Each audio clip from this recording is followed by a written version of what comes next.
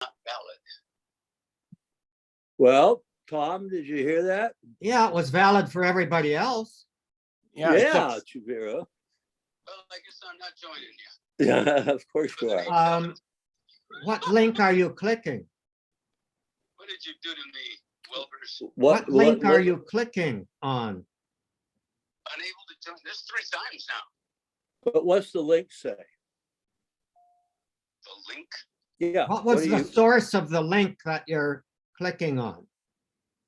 The source. If I understand you correctly, it's uso2web.zoom.us, blah, blah, blah. No, what I'm asking is, did you click on one of my emails? Yes. Which one? The December 2nd. No. December 2nd is way back when. It has to be one that I sent this week. yeah, you sent The wrong one. Sorry. You actually sent one this morning, Tom. Here it is. I did. Yeah, I clicked on one that came this morning. Yeah. Well, it's in your honor that I do that in the morning because anyway, I won't go further. Good morning. Hello, Well, Gary. Morning. And Good here morning. comes Gary. Ned. Here comes Gary. Ned. Good morning. Hi. Oh. Hey, John. Ned is learning how to use email. Yeah, I'll tell you why. You know, I could do this with a link that is permanently valid. Somebody's got some feedback. That was, yeah, mine. I just, Oh, that was me. I hadn't hung up Ned. Me Or too. hung Ned up. Okay, or now something. you hang each other up, but Yeah. but So where's Ferrick? I see Ferrick's name is down there. he's there, but he had the video turned off and now he's got his audio turned on or his microphone off. He's Can you hear it? eavesdropping because he's unloading groceries. And before I forget it, I'm going to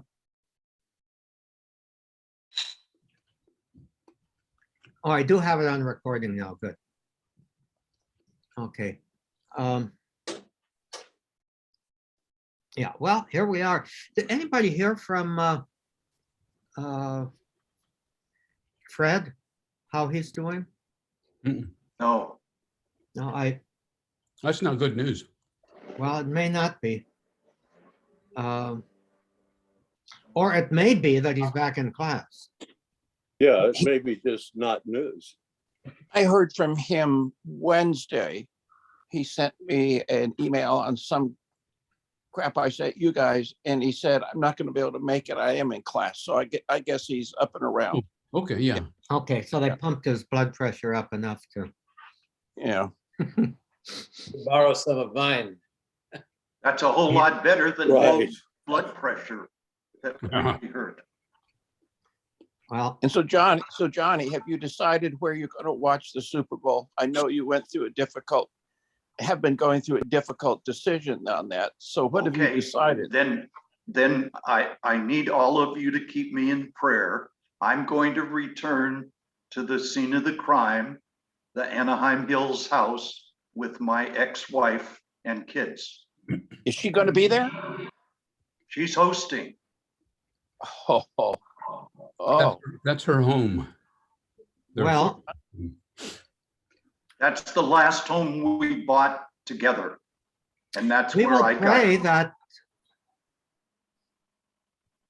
You know, I'm going to say very frankly, John, I think I'm getting to know you well enough that you really do have the potential to be an agent of reconciliation there. Actually, I would prefer, well, maybe an agent of, yes, but I think my 2 daughters will be the agents. I think they feel empowered to move this forward. Okay, in that case, she doesn't have a chance. Oh, well. So speaking of prayer, you suggested, Johnny, a prayer that I'm going to get up on the screen right now. this one really struck me, so I'm really glad I can be the agent. So you see Ready, it all? set, go? Everybody got it? We got it. Name of the Father and of the Son, the Holy Spirit. Amen. Amen. God, Lord of all creation, lover of life and everything, please help us. Our very small way that you love infinitely and everywhere. We thank you. Part of our words are Okay, covered here. you can move that, you can move that, what do you call it? Those, whatever those frames. Thank are. you. I was trying to move the prayer and I should have moved my friends. Yeah, you can move Okay. your friends. We're flexible. You love infinitely and everywhere. We thank you that we can offer just this one prayer that will be more than enough, because in reality, everything and everyone is connected and nothing stands alone. To pray for one part is really to pray for the whole, and so we do. Help us each day to stand for love, for healing, for the good, for the diverse unity of the body of Christ and all creation, because we know this is what you desire. As Jesus prayed, that all may be one. We offer our prayer together with the holy names of God. We offer our prayer together with Christ our Lord. Amen. Amen. Father, Amen. Son, Holy Spirit. Amen. Amen. Thanks, John. Thank you. Thank you, John. You're welcome. Where's George? George, where George are is you? there. Eric, are the groceries George, put there. away now? He still has the microphone. Yeah, I'm unmuting myself. Yeah, I'm just finishing up in the We can kitchen hear your here. voice. I'm putting away groceries. You are such a good husband. Yes, my wife is at a cardio appointment. So I went out shopping. Gary, did you go to a cardiologist appointment last week? That was a couple of weeks ago. and then- Okay, everything okay? Oh, yes, it was just a regular checkup. He said, everything looks good. He says, my connections are beginning to fray. And I said, what does that mean? He said, well, like when you flip a light switch and the light goes on, the wires begin to fray. I have to take this call. And Excuse he me. said, that's just kind of, apparently that's just a normal sort of thing. He says, if I live to be 100, it might become a problem. So, Well, that's good I word. will check with you then. yeah, but I will be leaving this morning a little after 11. I just to go see an osteopath. Who's, God. she's kind of a miracle worker. I don't know how osteopaths, it's almost like voodoo or alchemy. They sort of just touch you and everything, your back gets better. I don't know how to explain it, but she's very good. So, How is an osteopath different from a chiropractor? the chiropractor, they snap you and do all these, have you been to a chiropractor ever? They, Oh, yeah, yeah, they changed my life. They manipulate you in a very, sometimes I'd say violent, but I mean, it's a very definite manipulation. And, but an osteopath is an MD, actually. This woman, Yeah. she's from Australia. She does not have a license here, but she has the training. And actually, she works with horses. I don't know Oh, exactly. wow. But she is a friend of mine. She's a nurse, put me on to her. And she gives you a couple of little, I had neck issues, a couple, I've had a tight neck. And 2 years ago when I went to see her, she gave me this neck exercise to do. And I haven't had any problems ever since then with my neck. Once in a great while, something tightens up. But it's much looser than it used to be. My back's better. I have in the mornings, I need about a half an hour to kind of stretch out my lower back so that I can just take my walk, basically, Yeah. Mhm. without, Well, the reason the reason I asked is a chiropractor changed my life. Yeah. I was 5 years old. I was asthmatic. I was fragile. And our pastor at Our Lady of the Rosary in Paramount said, one of my fellow priests, Father Molthen, has a brother who's a chiropractor. Take this little boy over there. And so we went to Compton, and this guy took an x-ray of my neck and back, came out to my mother, who was a registered nurse, and said, this little guy was an instrument baby, wasn't he? And my mother sort of gasped and said, how do you know that? Lillian, they grabbed him by his head and yanked him out, and there are 5 vertebrae out of place in his neck. And that's why he's growing lopsided and asthmatic. Wow. And at 5 years old, this guy started giving me adjustments that got me, I mean, never totally squared away, but at least functional. But that was pretty amazing. My mother told that story so many times. This guy came in and said, I saw the x-rays. I know he was an instrument baby, and here's what they did. You know, my doctor now was my old 5th grade altar boy, Tom Neal. His father, Ed, was my doctor. And Ed said he believed in chiropractics as long as they did what they could do. He said when they begin to think they can cure cancer and all kinds of other things, that's when they kind of get off the rail. Oh, yeah. But they do believe that if you're aligned properly, you know, everything else functions well. And Tom Neal, who is now my doctor, my other Ed Neal, who has retired, Tom says that he prefers osteopath over chiropractic.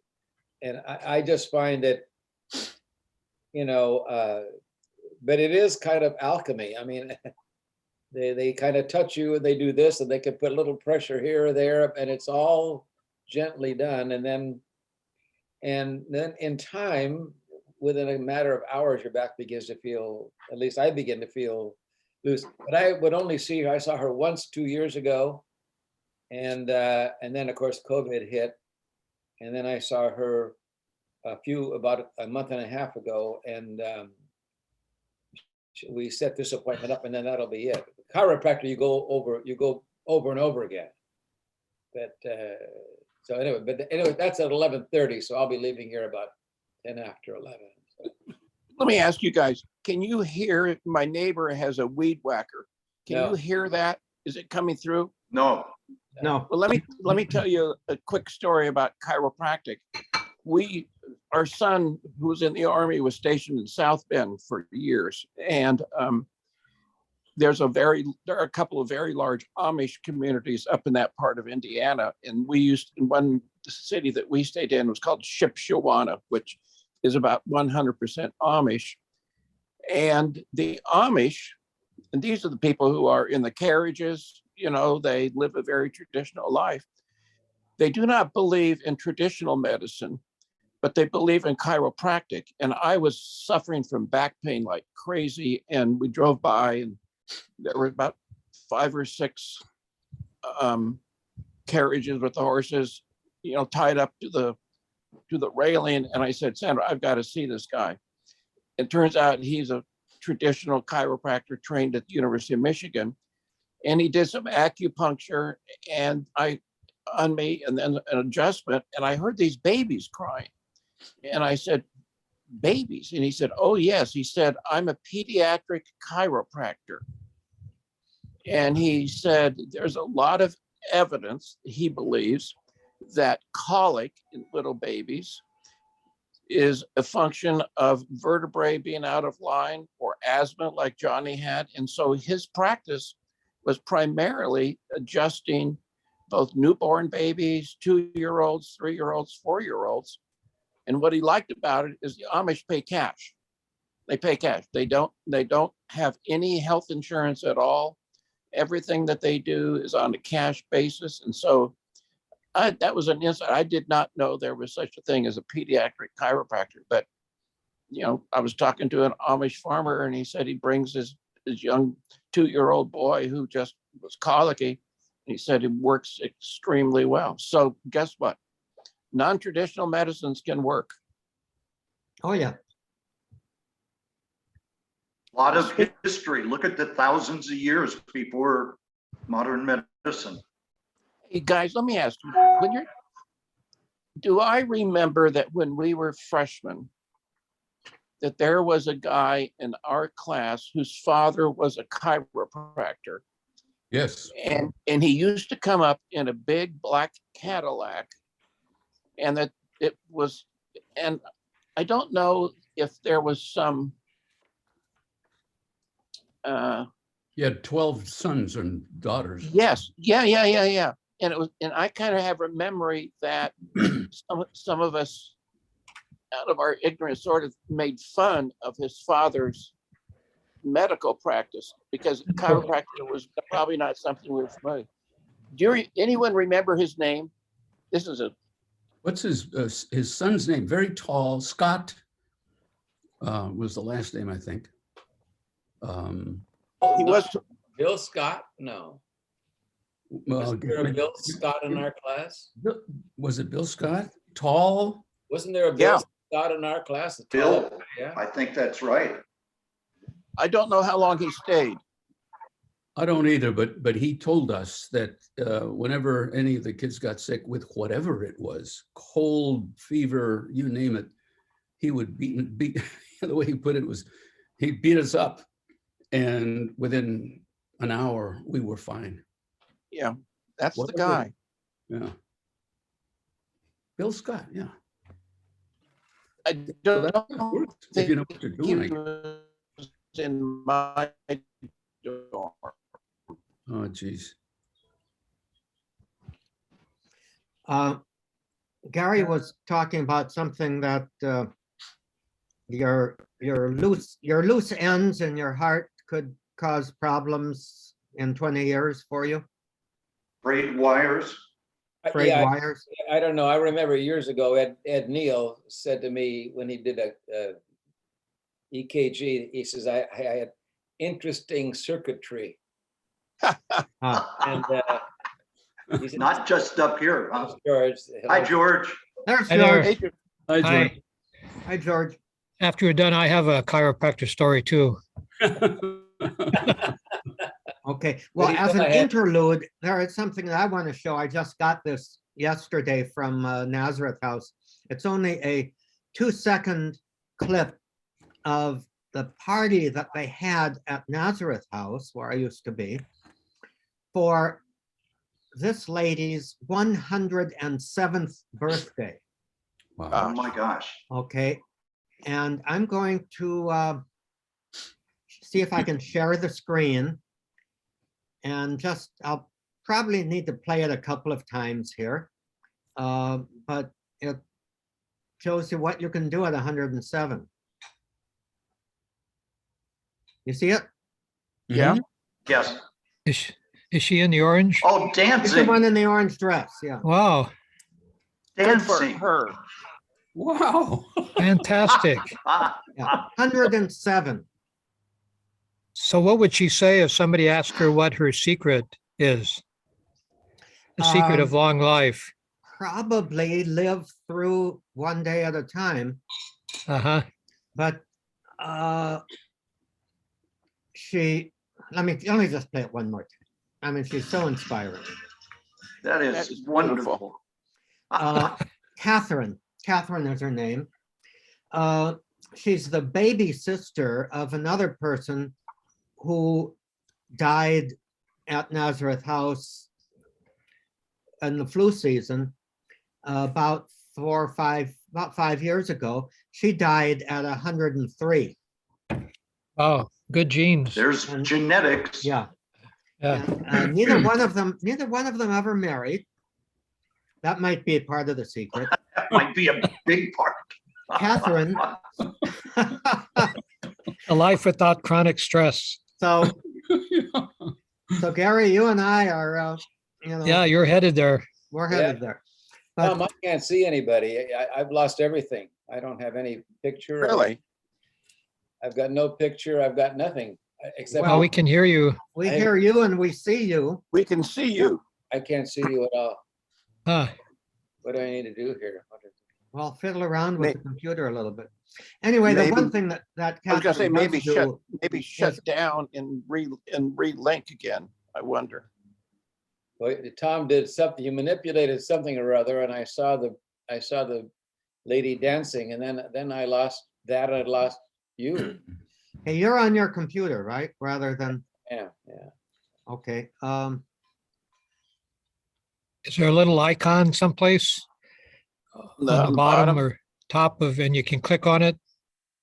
Well, there was something and I said, there on the upper right-hand corner, there is an icon labeled view. all I see is the Zoom. Oh, wait a minute, somehow or other, oh, there you are.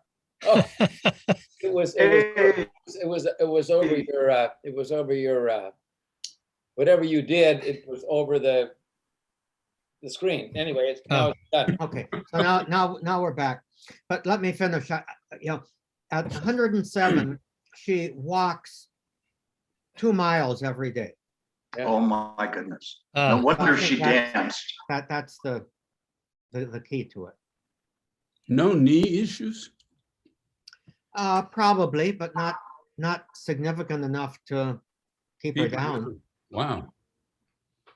She doesn't exactly do high impact aerobics.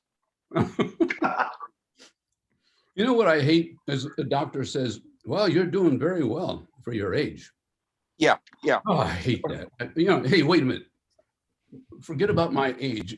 Tell me what the condition of my X or Y or Z is, you know? I hate Yeah. that. For a man, Or- for a man of your age, you're doing okay. I get Yeah. that too. For a man of your age, it's like shit, you know. I'm happy to hear it. Well, Or the other line, favorite line is, you're in good shape for the shape you're in. Yeah, right. I think that's a doctor that doesn't know anything. yeah, that's. Yeah. Could be. Who else had a chiropractor story? I do. George Ferry. You see this thing here? What is It's a walking stick made out of plastic. And the last time I was in Cambria, we were coming out of a bakery there on the main street and started talking to this woman who turned out to be a nurse practitioner. Very nice. This must have been 8 or 9 in the morning. We were going there to get some pastries. And then her husband walked out from the bakery, went to the street, and he had this pole. I'll stand up here. It's a 4-foot long plastic pole. And we started talking to him. So here it is. I don't know if you can see it. It's like, Yeah. yeah, We don't see the length of it, but it's it's 4 feet from top Yeah. to What does the bottom. top look like? We saw the bottom. The top has a black Oh, little cap to it that, each side of it has it. oh, I see. And so he started talking to us about it. And it turns out that there's a chiropractor in Santa Cruz who invented something called stick yoga. So this is a stick. You can also have a wooden one. And he has workshops for chiropractors. And they come from all over the country, maybe even from all over the world to learn this. You can even, you can Google it, stick yoga. I forget the guy's name, Farron. He has a long name. And he has a video and online book to it. But this particular chiropractor, Dr. Silbar, was from Tarzana, it turned out. And he said, if you use this walking stick, it takes 33% pressure off your knees if you're walking. And if you do this, you can put it behind your back and do this and that and stretch and so forth. So I went, and he says you could get it from a local plastics shop. So I went to one, we have one here, and I got an 8-foot long piece of 1-inch wide tube and had him cut it in half. And so I have this stick. So I just wanted to share that with you. If you wanted to look into this stick yoga thing, but I do have this, it's good if you need help in getting up, you can use Yeah. a stick just to kind of give you a little boost. And if you're hiking or anything, so So I bought 4 of them. So I'm giving them out to people. And I'm finding it a neat thing to have. It just costs $15. So it really works, huh? Yeah, yeah, Good. 30%? Wow. yeah. If you want to Google the guy's name, his doctor is, what's his name? Joel Silbar, Silbar. And he's kind of a holistic chiropractor. He seems to know what he's talking about, you know. Did you say Joe or Joel? Joel, Joel, Silbar, Silbar, Mhm. and Tarzana. And the other guy who invented it, I forget his name. But if you put in stick yoga in Google, you'll come up with it. And since some people have adapted it into a whole program in a gym. There's a gym in San Jose that has a whole regimen of stick yoga, and they've really taken it commercially. So anyway, I just wanted to share that with you. It was just a random meeting out of the blue. So You Well, know, good. I've always, I don't, for a while, I went to a woman, I was in Eureka and for yoga, just to kind of keep loose. And I believe people who do practice yoga are able to keep their bodies very loose. You know, it's a gentle stretching. And I know Tom Neal said as we get older, the 3 crucial things are strength, flexibility, and balance. And that Yeah. strength and flexibility are what create the balance, you know, for you. But I mean, I haven't gone back to yoga, but I really do. I really think that it's a very healthy kind of thing to do.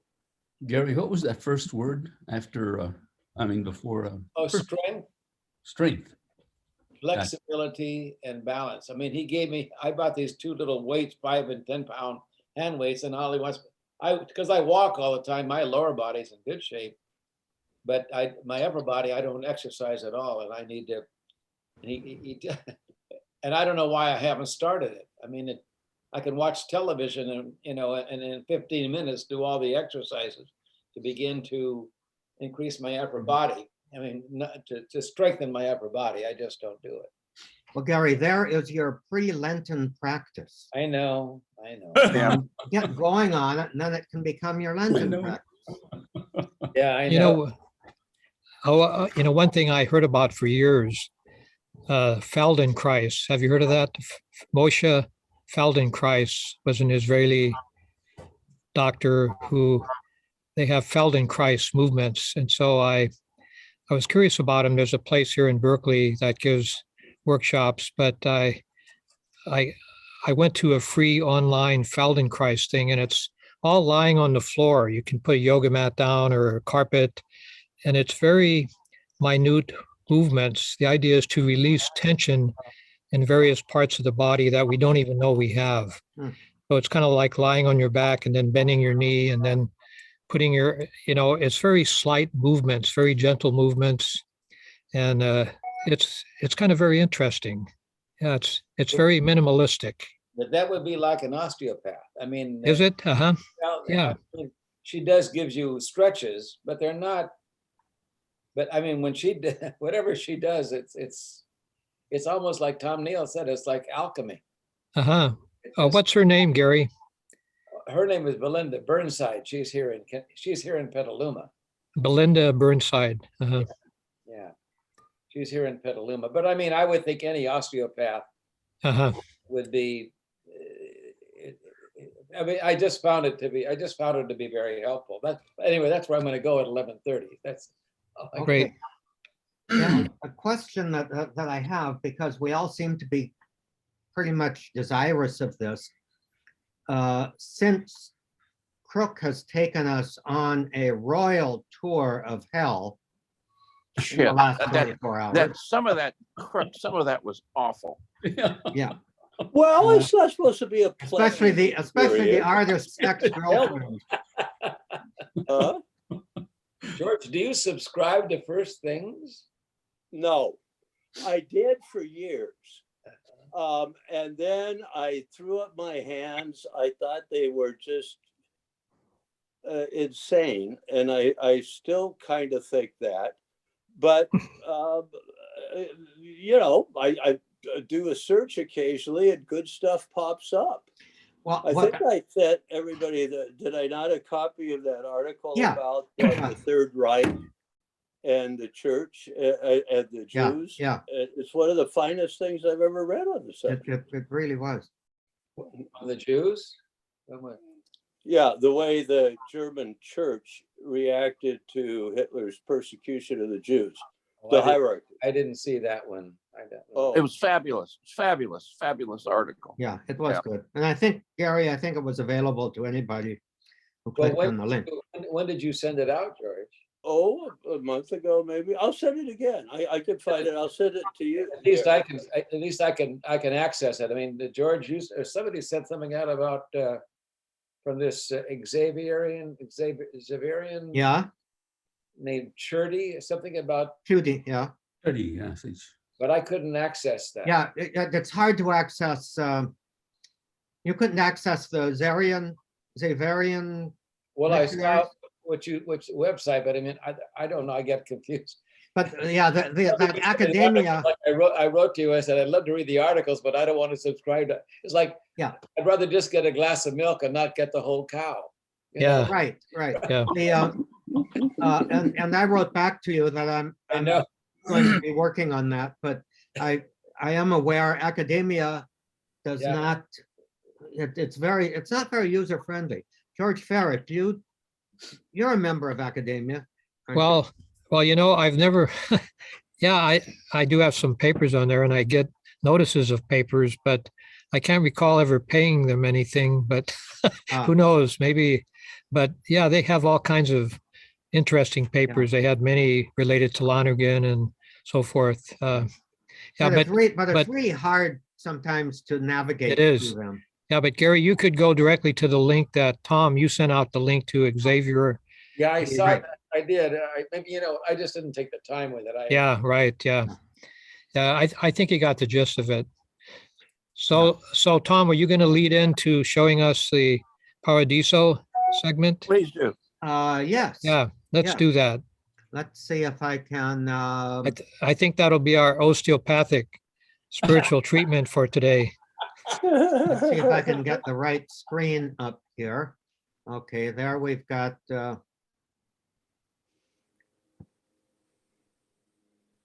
You've gotten very good at this, Tom.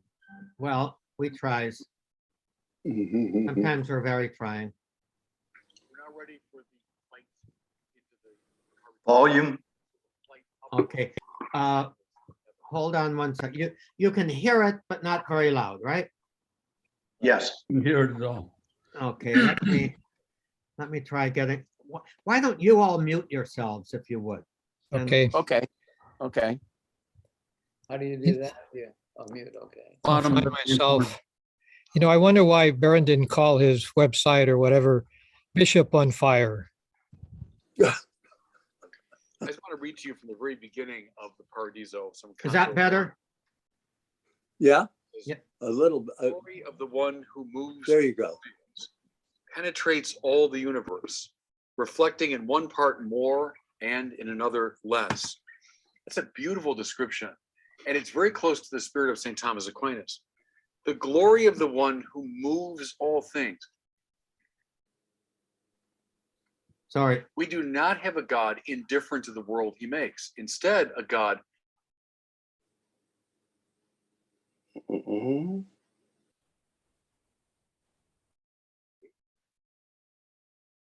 the world to himself.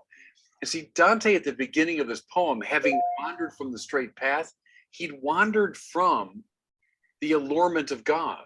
He was no longer being drawn by God, but by something else. That's how he got lost. And then beautifully, who penetrates all the universe, reflecting in one part more and in other part less.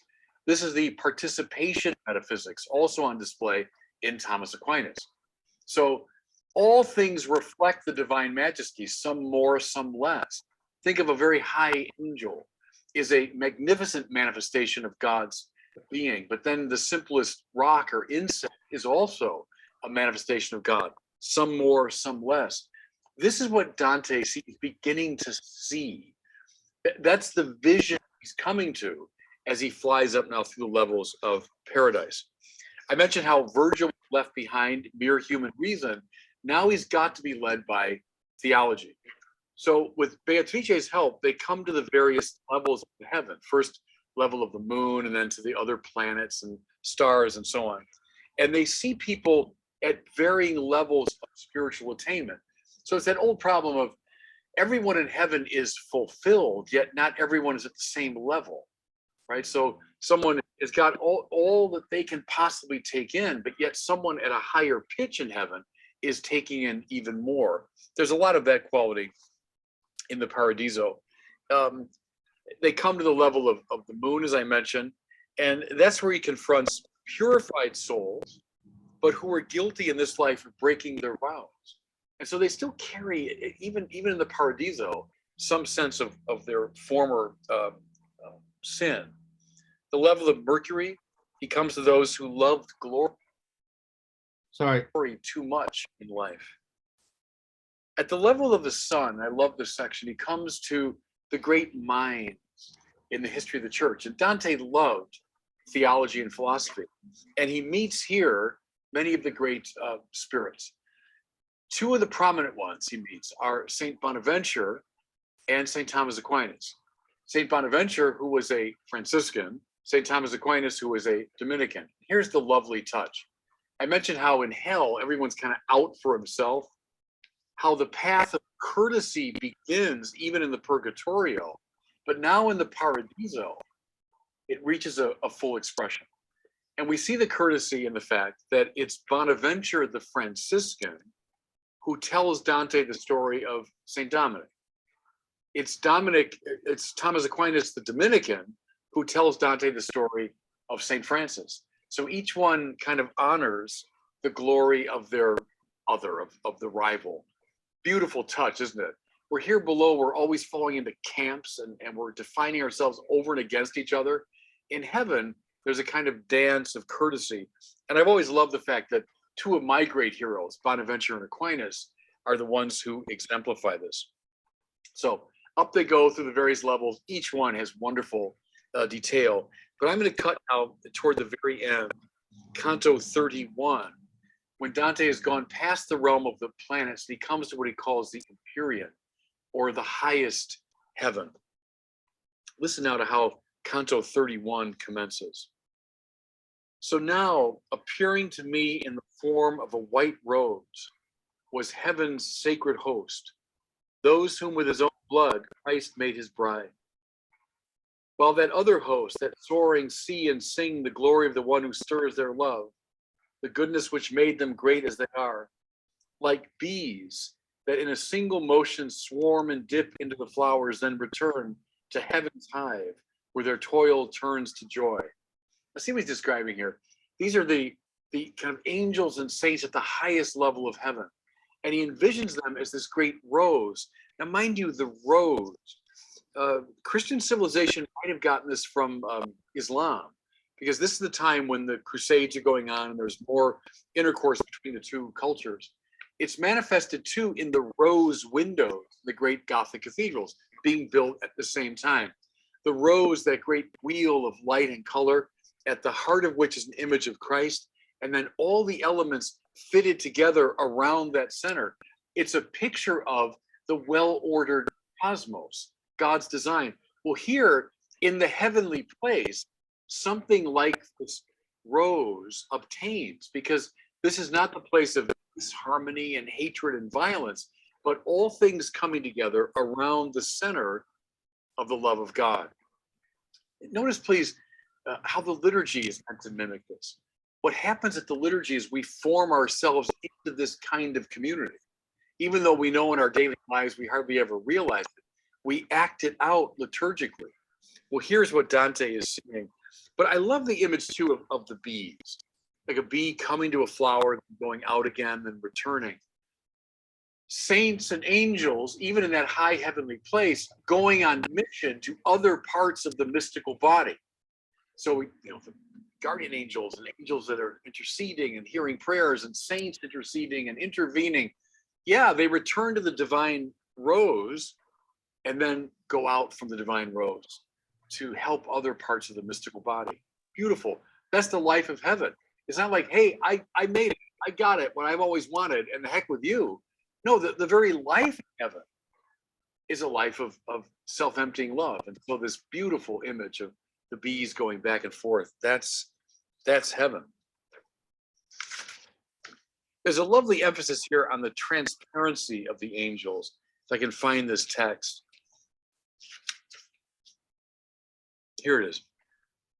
Nor did this screen of flying plenitude, all the angels and saints, between the flower that reigned above, impede the vision of his glorious light. For God's light penetrates the universe according to the merits of each part, and there's nothing that can block its way. See, it's great stuff here, everybody. The closer I get to God, the more transparent I am to God. And the more myself I am. Those are not mutually exclusive. I am most myself when I become most transparent to God. God can shine through me. God can accomplish his will through me. An angel is the highest being because it's so transparent to God and to God's purposes. Beautiful. And that's what heaven is like. This is gorgeous, and it's a much cited part of the Divine Comedy. He's comparing his vision of the Empyrean, the highest heaven, to a barbarian coming to Rome for the first time, and what that must have been like. Listen, when they saw Rome, her mighty monuments, the days the Lateran built high outsoared all mortal art, they were so struck with amazement. Then I, coming to heaven from mortal earth, from man's time to divine eternity, from Florence to a people just and sane. Lovely little shot there at Florentine battling, right? With what amazement I was struck. Isn't it lovely? So a barbarian has never seen a great city, never seen the products of a high civilization, coming upon Rome. How amazed he must have been. So here's Dante, the earthly pilgrim, coming to the heavenly place with the same sense of amazement. Beautiful. At this point, caught up in wonder, Dante turns to Beatrice to ask a question. Remember, she's been guiding him all the way through. But he finds, to his great surprise, that she's gone. Just as Virgil disappeared and was succeeded by Beatrice, now she disappears and is succeeded by Saint Bernard. So Dante describes this mysterious figure in the white robe. It's the white robe of the Cistercians. Saint Bernard now is evocative of mystical theology. So beyond the discursive quality of theology, think of Thomas Aquinas, right, who's writing of divine things, but in a very rationalistic way. Beyond that, beyond what speech can master, what speech can articulate, there comes this mystical intuition of God in the great contemplative saints. And Saint Bernard represents that. So it's only now when I leave theology behind and come to high mysticism that I can look into the very heart of God. Bernard, now his final guide, identifies himself as the special friend of Mary.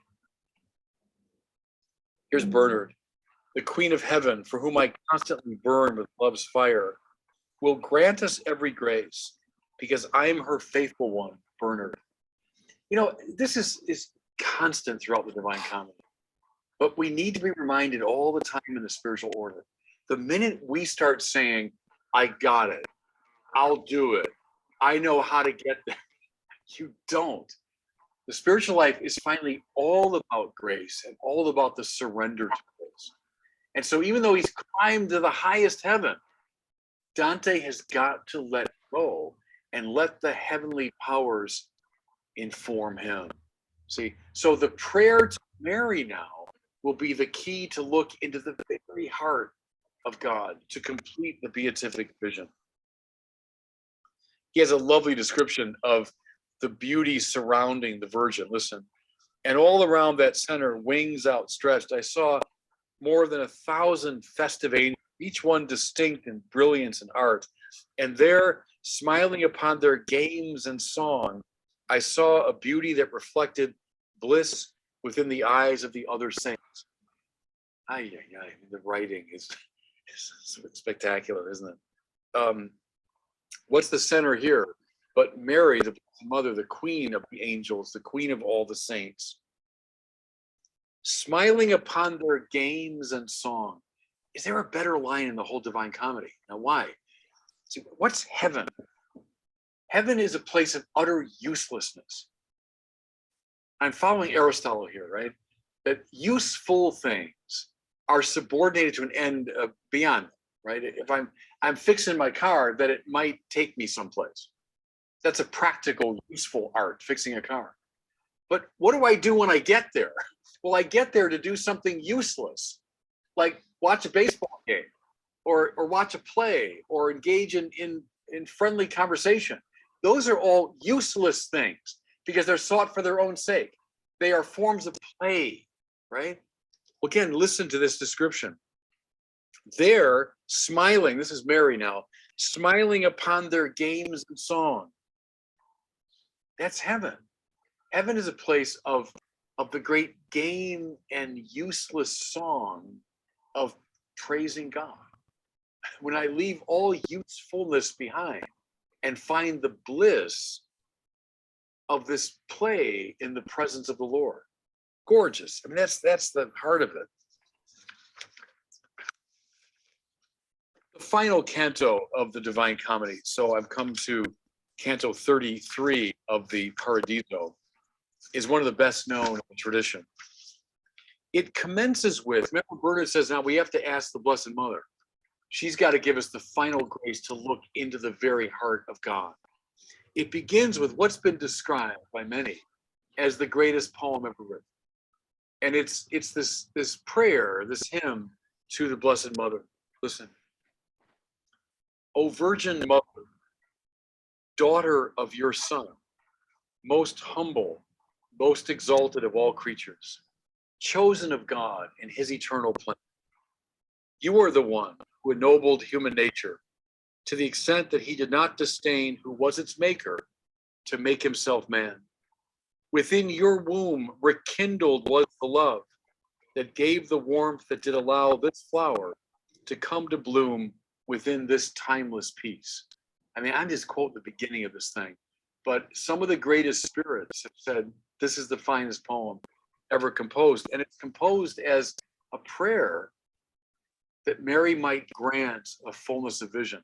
I mean, it's just, you know what you sense here? After this long thing, this extremely long work of art, he's come to the very end, and it's speech giving way, it's language giving way. It's the thing is breaking down appropriately, because if you're in control of it, you're not going to see it.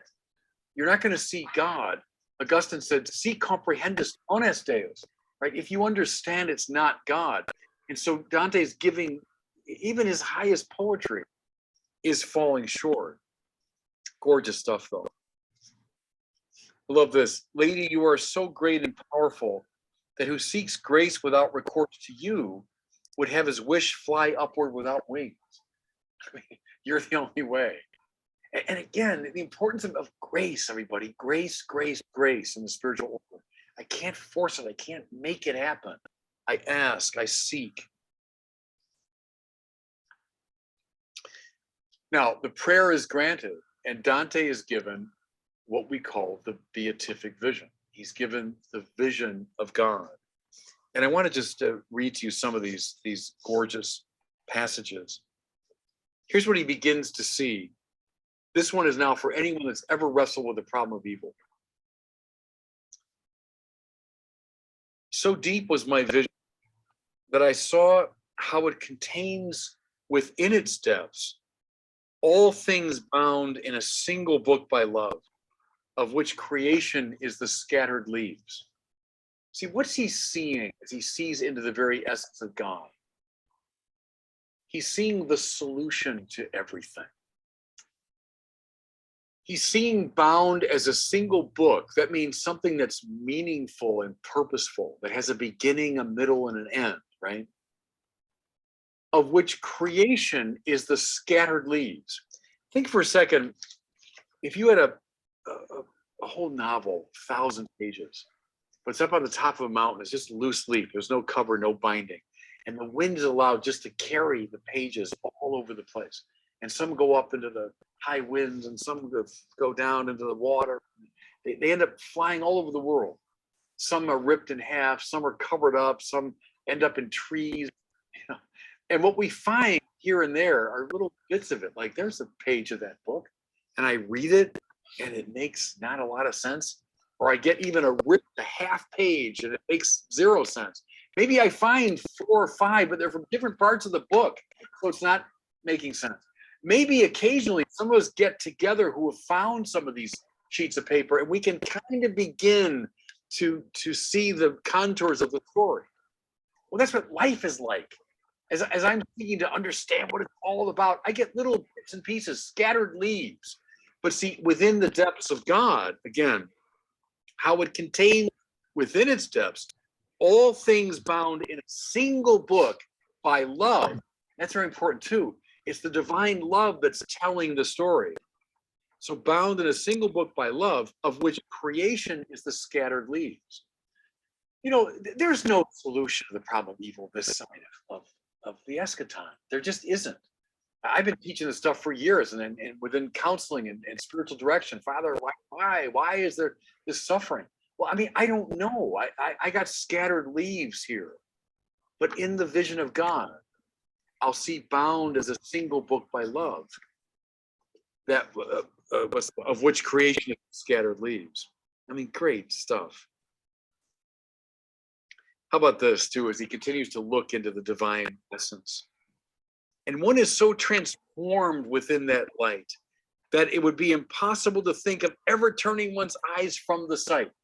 This is the solution, by the way, to the problem of freedom and determinism. See, I say I'm free in the measure that I am in the presence of non-absolute goods. So, for example, I can continue doing this lecture, or I can go have lunch. Those are both good things. Neither one is an absolute good, which is why I'm torn between them. It's like an option, and I decide freely to continue giving this lecture, okay? That's what it's like to experience freedom. But if I'm in the presence of an absolute good, the perfect good, listen again to Dante, one is so transformed in that light, it would be impossible to think of ever turning one's eyes from the sight. Where would I go? What would be the option? If I'm in the presence of absolute good, does that deny my freedom? No, it's the fulfillment of my freedom. I understand the problem of evil. I'm now understanding the problem of freedom and determinism. It's happening within the beatific vision. Now, he keeps looking. It's lovely, isn't it? It's like, think of a medieval person, especially a medieval Christian at a high intellectual level, and all the things that have kind of beguiled him and bedeviled him. They're now finding their solution as he looks. But now he looks even deeper. Within its depthless clarity of substance, I saw the great light shine into 3 circles in 3 clear colors bound in one same space. Listen now as he goes on. The first seemed to reflect the next like rainbow on rainbow, and the third was like a flame equally breathed forth by the other 2. What's he seeing? In the depth of the divine light, that's the unity of the divine essence, he's now seeing the 3 divine persons. Listen again. The 3 circles bound in the same space. The first seemed to reflect the next like rainbow on rainbow. That's the Father generating the Son. The Son is the perfect image of the Father. And then the third was like a flame equally breathed forth by the other 2. There's the Holy Spirit. We speak of the Spirit as spirated. breathed forth by the Father and the Son. Fire, because of the fire of love, the love that connects the Father and the Son. Dante is now seeing within the light of God's essence the three persons of God displayed. How my weak words fall short of my conception, which is itself so far from what I saw that weak is much too weak a word to use. There's someone that's having the beatific vision and now is trying to explain it in lowly human language. Now, he keeps looking. He keeps looking. He's solved the problem of evil. He's solved the problem of freedom and determinism. He's now begun to see the Trinitarian persons. Now he keeps looking. Listen. That circling which, as I conceived it, shone in you as your own first reflected light, Father, Son, right? When I looked deep into it a while, seemed in itself and in its own self-color to be depicted with man's very image. My eyes were totally absorbed in it. So what's he seeing? Within the divine light, the unity of the divine essence, he's seeing the Father and the Son, the Holy Spirit, the fire that connects them. But he's specifying now on that second circle, which is the Son. Listen again. He sees man's very image. This is the incarnation. This is the second person of the Trinity, having taken to himself a human nature. Now he's seen everything. That's all that you can see. But here's the thing, everybody. See, this is the height of a Christian mysticism. It's not one that leaves the humanity of Jesus behind. No, on the contrary. At the height of his mystical vision, he sees God's love for us. After this long journey, through hell and up purgatory and through heaven, what does he finally see? That the love that God is a love for us. That we've been taken up into the very life of God. Here's the last lines of the poem. At this point, power failed high fantasy, but like a wheel in perfect balance turning, I felt my will and my desire impelled by the love that moves the sun and the other stars. That's how the great poem comes to an end. Having seen everything that can be seen, which is a love that includes us in its life. That's it. That's the height of vision. What follows from it? I felt my will and my desire impelled by the love that moves the sun and the other stars. Where did he get off the beaten track? The whole poem begins as alone and lost in a dark wood, having wandered from the straight path. And then the whole story of the poem, hell, purgatory, and heaven, is designed to bring him onto line with the divine love. The love indeed that moves, this is pre-Copernicus, moves the sun and the other stars. Dante finds himself moving now, impelled by the divine love that in fact moves everything else in the universe. He's found his place again in God's great plan. So will we, if we have the temerity to follow him on the same path. And that's the spiritual power, everybody, of the Divine Comedy.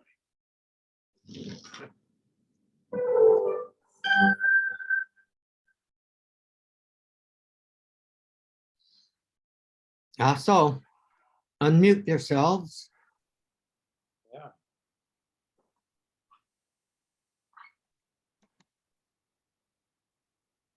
Dum, da-dum, dum, Okay, dum. Do you guys remember Charlie Barr. one day in Charlie Barr's class, he got off, he did that, I don't know, 3 or 4 times in my recollection, just left the subject matter of the class out and went on into questions and musings and what have you. And at one point, I remember him saying, "O l'amore che muovi la terra e tutti stella." But it's, here it's sun. Oh, the love that moves the sun and all of the stars. Was Charlie Barr, a closet genius or something? Was he reading all this stuff and loving us in a very simple way, because he was very practical? Anyway, as a thought I had. Closet genius or closet mystic? Say that again, Tom? Both. Closet genius or closet mystic? He was Or both. certainly the latter. Yeah. Not so closeted as a mystic, I don't think. Remember when he was preaching to or teaching us I don't remember what we call that, and he's standing there for, I don't know, a minute or two and hasn't said a word, and he's got his head bowed, and then he looks up and he says, "We see our feet." Remember that? Always remember it, absolutely. What did he say, Ned? Oh, Yes. we see our feet. Yes, we see our feet. We That see was our in the feet. prayer, that was in the prayer hall at the college. Yeah, Right. Really? What was the context? it was the Was he- beginning of a talk, a spiritual talk. Oh, okay. And he said, we see our feet. Yeah. Yeah, Oh, that's- we're making all these great resolutions, and we're Yeah. gonna be saints, and then, yes, we see our feet. Amen, hallelujah. Yeah. Yes. And Funny, so, you all remember that. I don't remember that. I must have been there, but Oh, I'm sure you were there. I do let me, remember, I think it was you, George Brook, who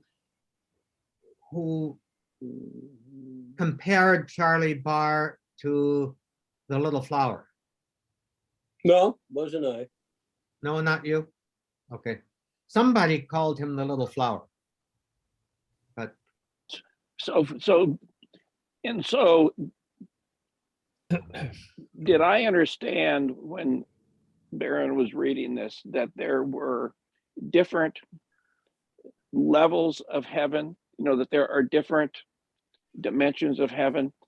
So that's the first question. And the second is, in John's gospel, Jesus says, "In my Father's house, there are many rooms." And I've always puzzled over what in the world was he talking about? Was he just saying, we got a big house, everyone's welcome? Or was it that there are different rooms for different, I took it to mean there's room for all kinds of different people, and so do you guys have any, how do we know what heaven is, right? Except for what poets might talk about or what you theologians talk about. But what do you think Jesus was getting at in that comment, "In my Father's house, there are many rooms"? And it kind of reminds me a little bit of what Dante was saying. I have to leave this room. I hate to go now. Okay, Gary.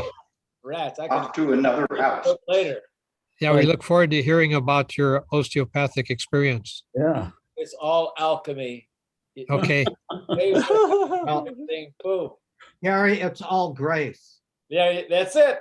It's That's all it. grace. That was beautiful, by the way. This last. Yeah. Beautiful. Yeah, thank you. Thank you. Okay, Gary. Great seeing you. Hey, See you, God Gary. bless, Gary. See you next You week. will. Bye, Gary. Which, before we go on, reminds me, next week, I committed myself to doing a funeral mass at Holy Cross Cemetery, which is about a half-hour drive from here. And it's at 11 o'clock. So what I am thinking to do is I will be here to get this conversation started. I will also set up the recording, get you all started, and I'll leave my position open and go and do my thing. or the Lord's thing for the deceased and his family. And then I'll come back and close it. Now, it'll probably be after noon by the time I get back here. So at whatever point you all want to end, just end yourselves. And Okay. the meeting will still be open for me. It'll still be recording. When I get back, I can, manipulate the recording and edit it and all of that and make it basically work, because I'll look forward to seeing it also. Johnny, If I can share a thought, what are the chances we could start next Friday an hour earlier at 9 Pacific time? Would it? Or an hour later. No, 2 hours later. Yeah, 9 would be an hour earlier. Yeah. Yeah, I don't think I could do that, but that's okay. I could always join at 10. what about are you Ned's on? idea of waiting until 11:30 or 12? That would, Or no, 2, say, so that Tom is back with Oh, yeah. no pressure to Yeah, have you settle left down, early. have lunch or something. Well, that would rule out me, because if you did it at 2, that's 5 o'clock here, and I start drinking at 5. so much. That the may better. So that help. would, But why does one exclude the other? Yeah. I would prefer you guys meet at 9 o'clock your time. But but whatever you choose, do whatever your you time. choose. Okay, I would prefer actually that we stick to the regular time. I will be able to be with you for the first 15 minutes. I can simply step aside and you can see the beautiful view out my window, or I can turn my camera off so that you're not distracted by paradise. Oh, I like your view. Yeah, keep your view. But Me too. And we'll keep 10 o'clock. Let's just keep 10 o'clock. let's keep 10 Okay. o'clock. And just I remember, vote yes. I will be watching Ha. the video replay. So, say whatever you like that you're embarrassed to say to me, and whatever. So I just wanted to kind of warn you of that. Are you all okay? I tried to figure out from the directions if I could transfer the hosting of it to one of you. But if that can happen, it would be complicated, and whoever it is would have to have a premium Zoom account also. Zoom account. Yeah, I think the way you described it, Tom, is fine. So, okay. Plus, we're generally incompetent technically. That's what I'm thinking, Yeah. But Yeah, what we're- happens, Tom, when we get the call 10 minutes into the session from any one of us saying, I can't get in, I can't get in? You're it's SOL. happened- It You're, happened to me a few times. You're you're, SOL. Either you're- make it happen before the Yeah, first just- 15 minutes or you're shit out of luck. Yeah, or, Well, you who received the call can clue him in that he has to click the link on the most current email, not the Yeah, back in December. There you go. like I Did you did. hear that, Ned? Yep, I heard it. That's it. It should work because, it's always within the first 15 minutes that we iron out those bugs. Yeah, Yeah. So. I have found I think that you're doing the Divine Comedy was really neat.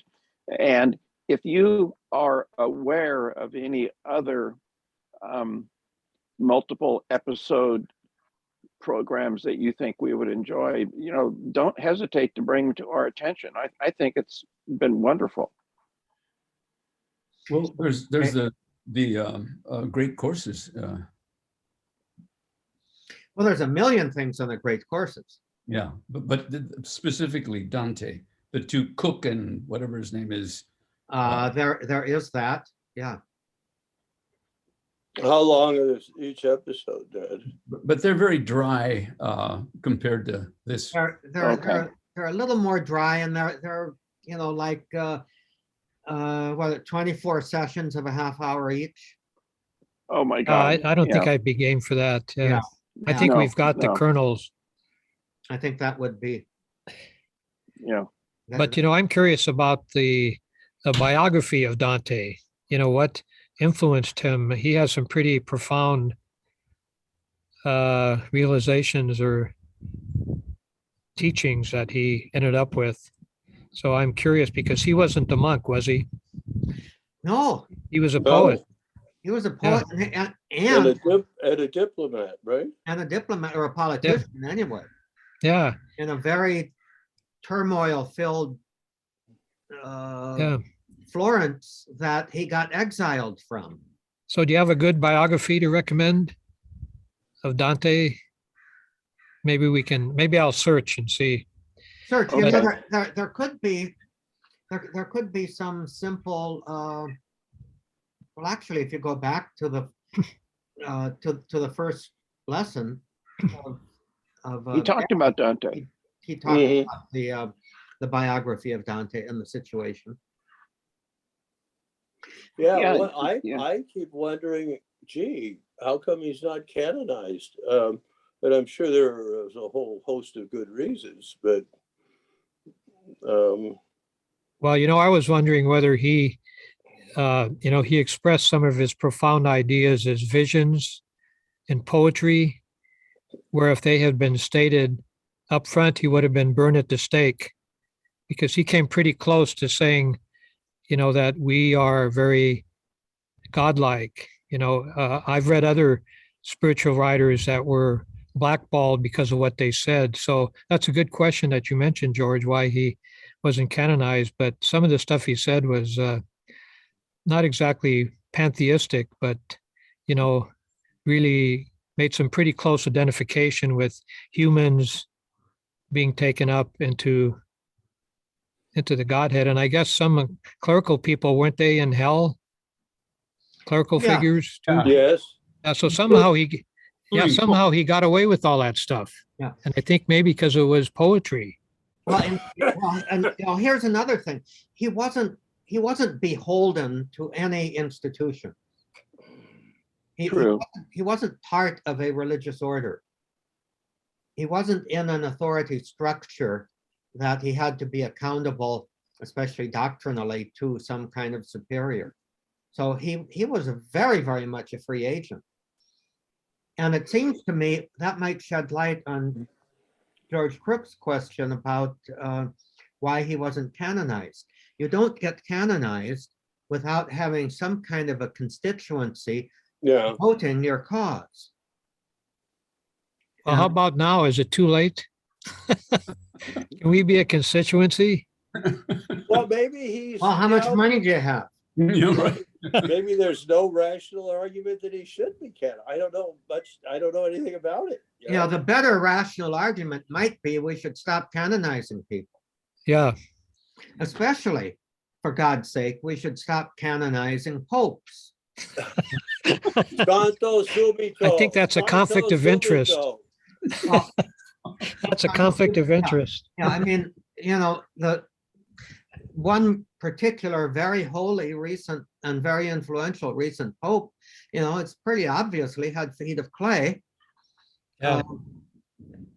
And the other thing, if you look at the history of canonizations, I think, and I'd have to go back and check this for sure, between the Council of Trent, and there are a couple of sainted popes connected with that, but between those and the 20th century, I think there's only one canonized pope. In the 20th century, we have 1, 2, 3, and possibly a fourth. 1, 2, 3, 4. Was it John the 23rd? Pius Paul, X. John Paul? Yeah, Pius Pius X, John the 23rd, Paul VI, And John Paul. II. And There's now, 5.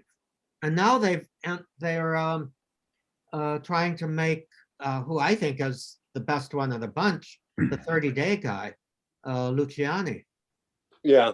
John Paul I, a saint. Now, that's overdoing it, in my estimation. It's kind of like institutional narcissism, it seems. That describes it perfectly in my humble estimation. Well, what about Leo the 13th? You know? He was Doesn't- great, and so was Benedict the 15th. Yep. And of any of these guys, Benedict the 15th is my hero, at least before 1958. You know, a question, I never remember this. Is Pius the Ninth canonized? Or No, is he a blessed? I'm not sure if he's either. Yeah. I think Oh. there's some kind of movement to canonize him, but I know he hasn't been. And God, that would be awful if he did. Uh, I'm afraid he's something. I think he's at least a beatus. Might be, let's, Are you looking it up, Tom? I'm actually looking it up on my tablet because it's got much easier access to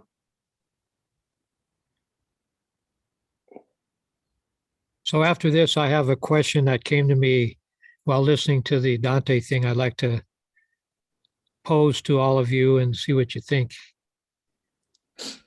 okay, he was beatified by who else? John Paul II on in 2000.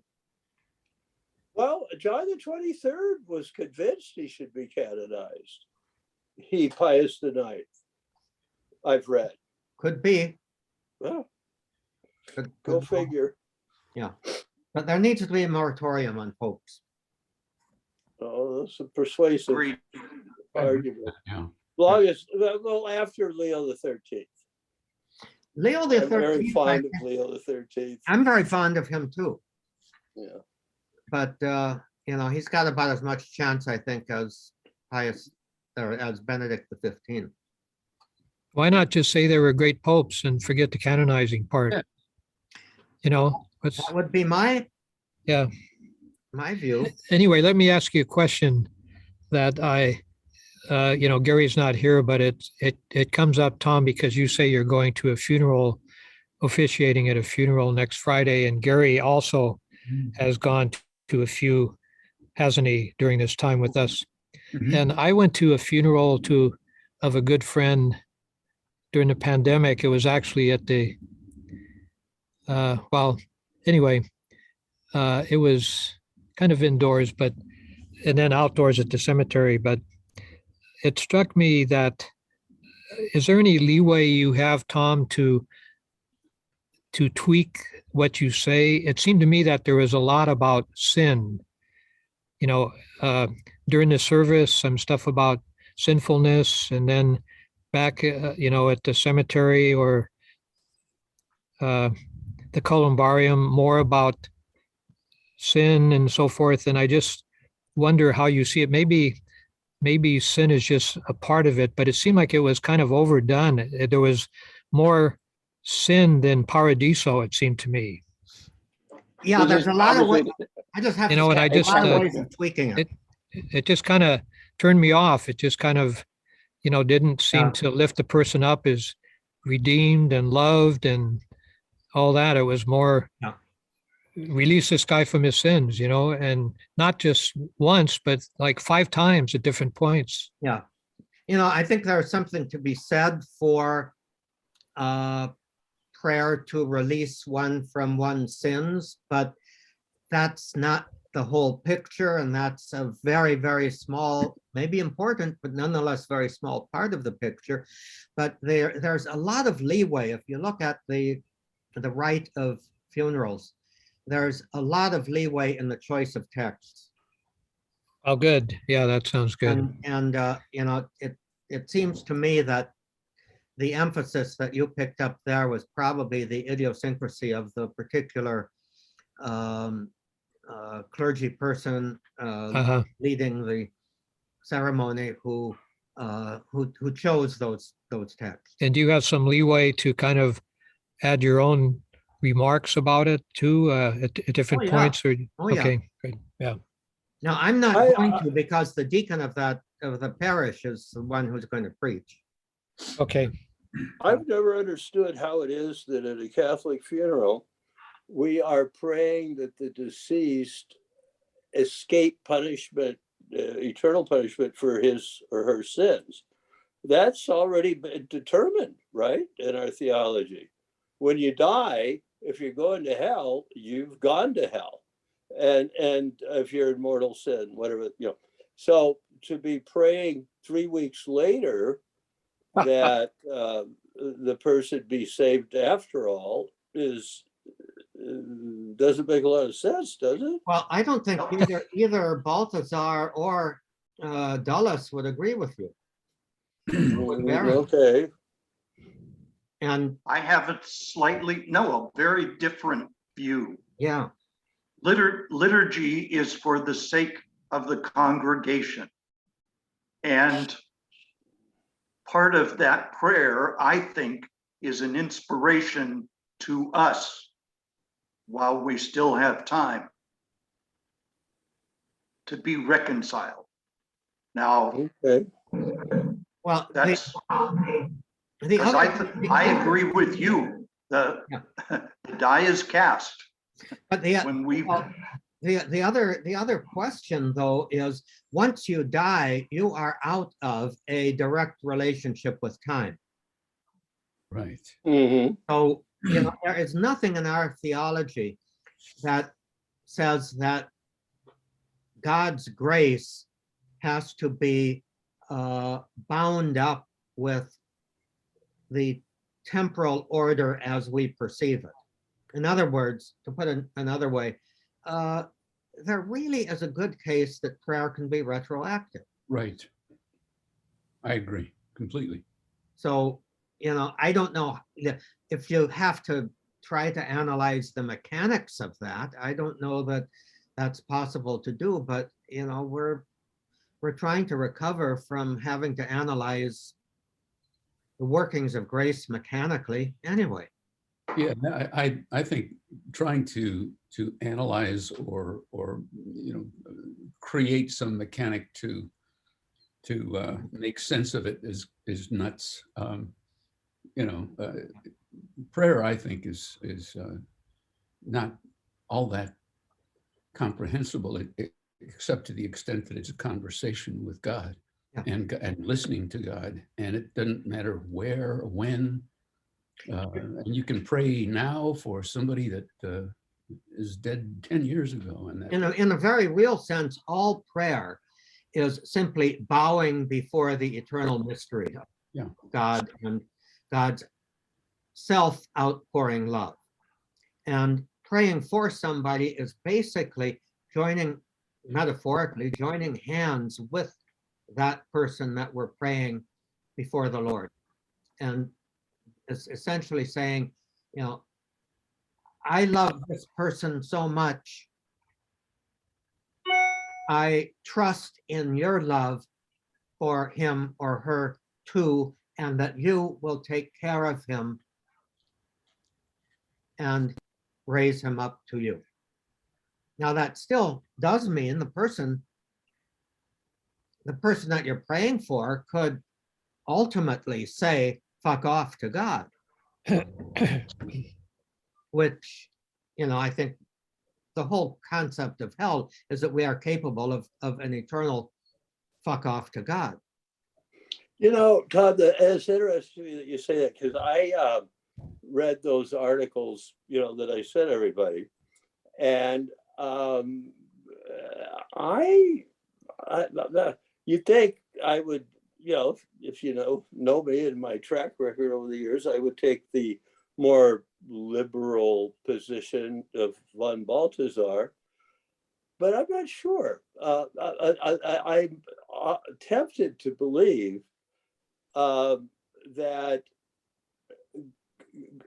God has given us such stature as human beings, such grandeur, as it were, to make choices Mhm. that maybe we're held to them, you know, for all eternity. In other words, are we beings of such stature that we can really fuck it up?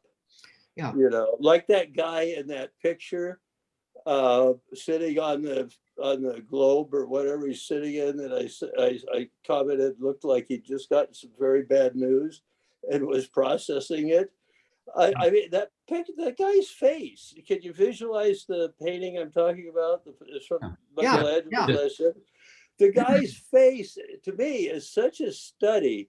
Like, he comprehends this is happening or happened, but he's trying to figure out how to get out of it.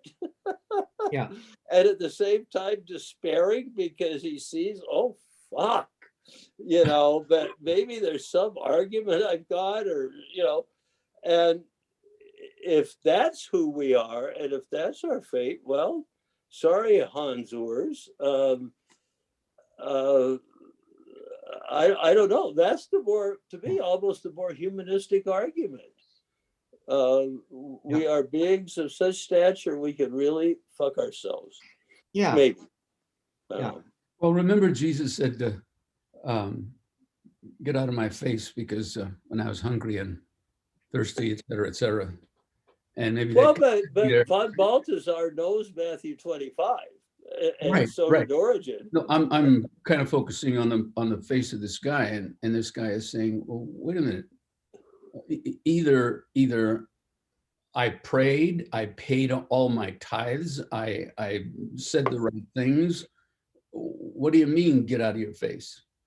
Or Didn't, and I didn't believe it never- would ever catch up with me or whatever. or I never saw you. And Jesus saying, yeah, when you did it to the least of my brethren, you did it to me. And the guy's sitting there going, Oh, shit. Yeah. You know, the way I would kind of look at it, because I think those kind of are the two alternatives, but is it God who is saying, hey, buddy, the door is closed on you? Or is it the person who is saying, no, I cannot, or I will not fulfill the condition of receiving, of seeing their face in the poor? You know, I've always thought like the latter that you Yeah, said. yeah. We do that to ourselves. Yeah. But using the metaphor that to me, Jesus there's a very used. Well, but interesting. the idea of a last judgment is that at some point we have done it, you know. Yeah, Can I bring up, you know, during the Dante thing where he talked about the scattered leaves? I couldn't help but think of Trump and tearing up the documents, some of which he flushed down the tour, trying to collect them all together. And now as you're talking, about heaven, I could see Trump going up to the gates of heaven and saying, well, do I get to be in charge? And if not, I don't want to enter.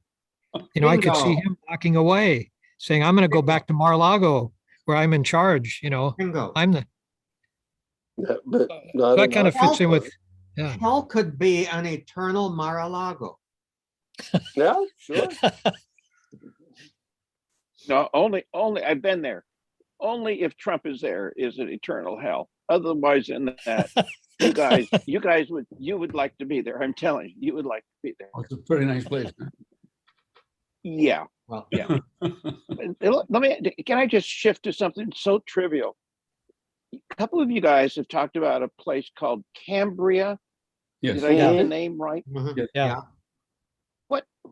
What is Cambria? It's a little What is it? town on the coast of California, just west and a bit north of San Luis Obispo. Little north. I mean, I'm sorry, Okay. little south of Big Sur. San Yeah. Simeon? Yeah, right. Yes. Close to San Simeon. South of San Simeon. And it's kind of equally midway between Los Angeles and San Francisco.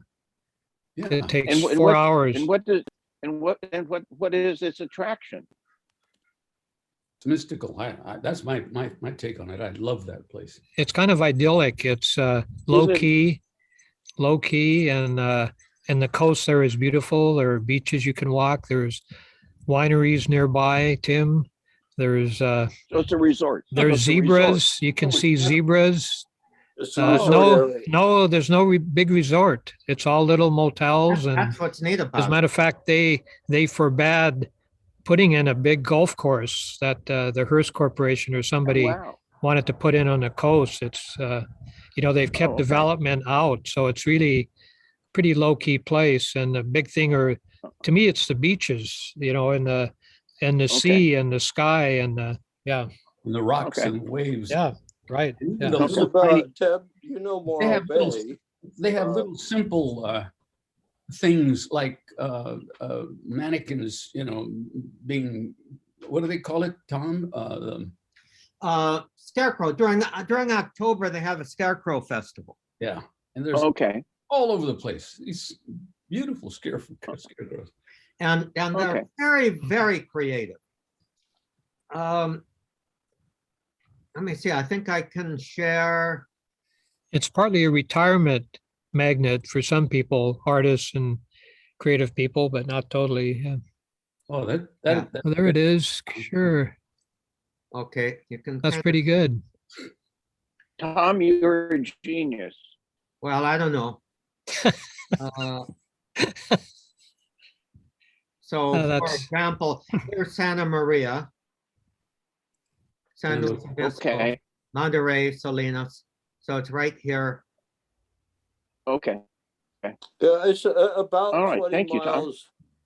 Ted, it's about 20 miles beyond Morro Bay. All right. Okay. Yeah. Okay. It's worth a That's a trip, Tim, gorgeous if you've never area. been there. Here's Cayucas down here. That's where my sister Mary and her family live. Yeah. Okay, Imagine that. Okay. that's I great. maintain Cayucos is superior, but Ned, I was just looking online the other day to see about Cayucos during Easter break. Mhm. And there's nothing rentable. It's just the two places I've gone are both long gone. Yeah. I think Tim, it's sort of like some of the places that you go to on the Carolina coast. In a That's sense right. Of Okay. getting away from everything else. Where Tim is Oh, not wow. shabby, guys. What was it, George? I said where Tim I've is. lost your guys' pictures. I've lost your pictures. What's happened? Yeah, there's I've all kinds lost. of distortions going on. Yeah, we're here. We just saw you move. Now you're frozen. Oh, there you are, coming back. Okay. You're coming back. Okay.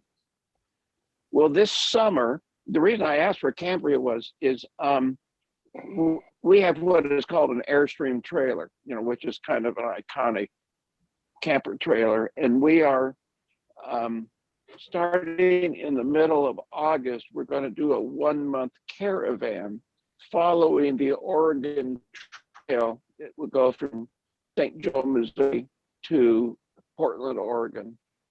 And it's 20 different couples, and it's sponsored by the Airstream clubs. Well, we've decided after it's over, we're already out in Portland, it's now the middle of September, that we're going to drift down the coast. We're going to go over to the Oregon coast. We're going to kind of take a month or so and just kind of casually go down the Oregon coast, the Northern California coast. And we've gotten as far in our reservations as Mendocino. And I was That's a kind of great hoping, well, Mendocino, I think every old Volkswagen has gone to die there, and so this Cambria thing came up in my mind because you guys are talking about it that way. I wonder if that would be a place, but I don't think I want to drive through San Francisco. I don't want to come down the one. The one is a very narrow, windy road south Yeah. of Mendocino it's not suitable for big RVs. It's beautiful. And You're so right. the kind of thinking that we're doing now is that from Mendocino, maybe we'll go over to the Tahoe area. And then thinking that my sister and brother live out near Temecula area. Grandma probably knows. And so we're going to go down there and see them, and then head to El Paso and see the kids. So anyway, so I don't think we're going to get down to the US 1 south of San Francisco. So I'm sorry that I'm not see this Cambria place, but Well, you could go down to 101 we're gonna to Paso Robles and then in. Yeah. Yeah, take the 101 down to the 580 to the 880, avoiding San Francisco and all that, and then to the 101. It's about 4 hours from the Bay Area to Cambria. And about the same from here. Mendocino's about 3 Yeah. or 4 hours. Yeah. Yeah. George, I have a question. Yes. Is, in your view, the Gospel of Thomas of other than historical interest? In other words, is that something to be read with profit? Well, I think if you wanted to, Tim, you had asked the question some Yeah. time ago about were there other writings, right, beyond just what's the four gospels. So it seems like these Nag Hammadi documents and the Dead Sea Scrolls contain remnants of other written traditions that were not canonically accepted. And Elaine Pagels, I've been listening to some of her YouTube videos, and now I'm reading a book by her that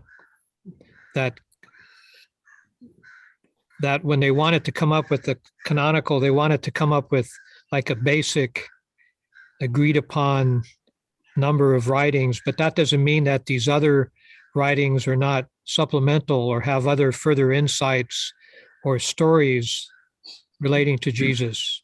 So I think, But, are they Yeah. insights in the Gospel of Thomas? yeah, oh yeah, there's a lot of, I think there are like 70 statements or sections to it. One of them, Elaine Pagel says something like, if you have something within you, express it and you will be saved by it. If you have something within you and you do not express it, it will destroy you. Well, And that reminded me of the thing of the talents. You know, if you've got talents and you bury them, or if you have some wisdom inside yours, there's some Old Testament saying too, where if you don't get something out, it will turn into, Tom, maybe you know something about that, poison within you or something. There's some weird statement in the Yeah, Old Testament. I think so. Might It'll be turn- in Proverbs or something. But I think it's very easy to kind of get a hold of them. Apparently there are different translations. The one that I sent you, Tim, is one wonderful. particular version of it. And Tom, you have one too, Yeah. the copy that I I've sent. read a little bit, but I need to get back into it. Sounds interesting. It's a different, George, Ferrick did send me a book written by a British theologian. And it was very insightful to me on how the gospel was discovered, or the writings were discovered. And it's unlike the other four gospels, which are more, if I use a naive word, more story-like, they're stories about Jesus and his life. This is not. This is mainly a collection of Sayings. over 100 sayings. Yeah. Almost like aphorisms, Yeah, yeah. Yeah. Yeah, like if you so- went to, if you jotted down highlights, right, from Yeah, Aaron's presentation or something, yeah. You know, So what- it's fairly clear, though, that whoever were the writers of the various gospels probably used collections of sayings and collections of stories as part of their source material. yeah. So, I would say if you project yourself back in your imagination to that time, there were a lot of stories and sayings in the air of Jesus, some of which were written down, maybe some by eyewitnesses, some by those who were sitting, listening to the eyewitnesses or whatever, that were in circulation.